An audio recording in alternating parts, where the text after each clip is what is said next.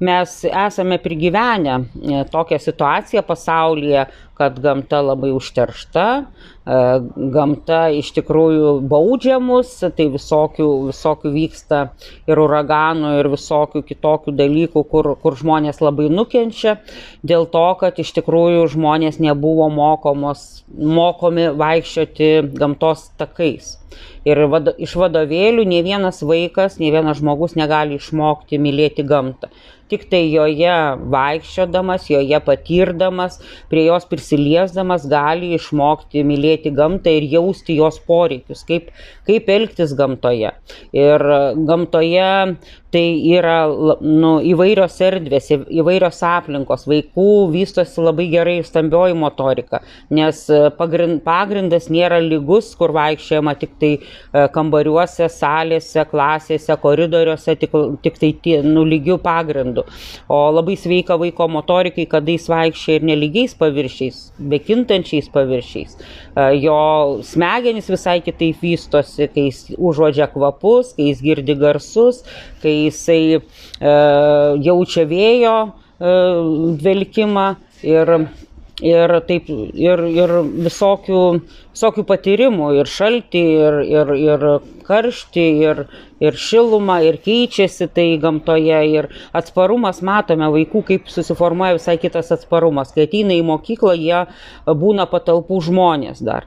O nors atrodo, tėvai turi kryptį, kad jiem norisi, kad daugiau vaikas gamtoje būtų. Bet tai nėra tas pats, kad kas dieną išeina su vaikais pasivaikščioti ten po valandą ar kažkiek.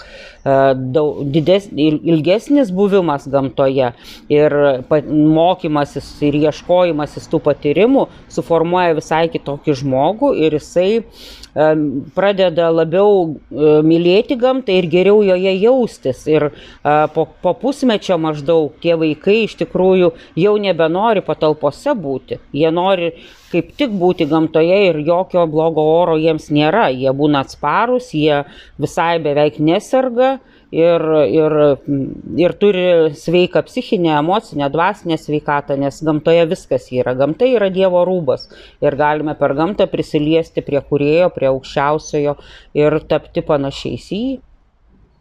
Mano manimu, gamta yra itin svarbi vaiko vystymosi raidai, kadangi mes patys esame iš gamtos, mes esame žmonės, neatsiejama gamtos dalis. Mes atėję iš gamtos ir kada fizinių kūnų išeiname iš gamtos irgi susiliejame su ta gamta, tampame kažko kitu, transformuojamės. Tai visa, kas vyksta gamtoje, išorėje, visa vyksta mumise taip pat. Gamtoje yra iš tiesų visos visatos, viso pasaulio kodas. Viskas, visos formulės, visa matematika, visa fizika, viskas yra gamtoje. Ir stebint gamtą, tiesiog stebint gamtą, paprasčiausiai, vaikams ateina atsakymai, vaikams ateina ramybė.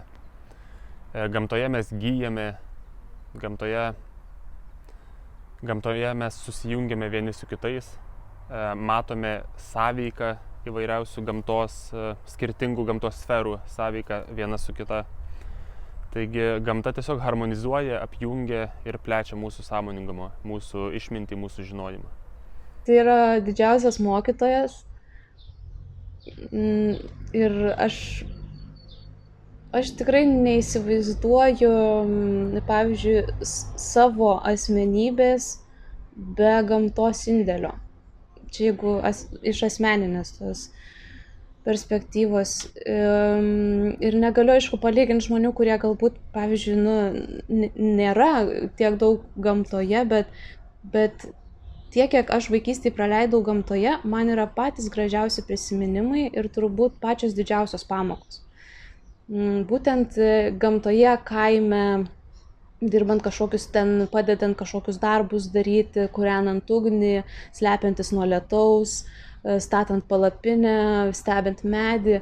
Aš jaučiu tiesiog, kad aš susiformavau per tai ir aš žinau, kaip sakykime, dabar man gyventi gyvenime.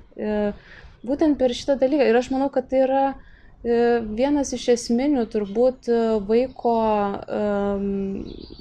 formavimosi etapų, būtent tai stebint ne tai, kas yra po stogu, kur yra saugu ir kur gali pasislėpti, bet va būtent, kai tu esi, kai vaikas yra tokioj aplinkoj, kur jam, sakykime, reikia išlikti, jam reikia stebėti ir kai jisai stebi, jisai mokosi ir taip susiformuoja.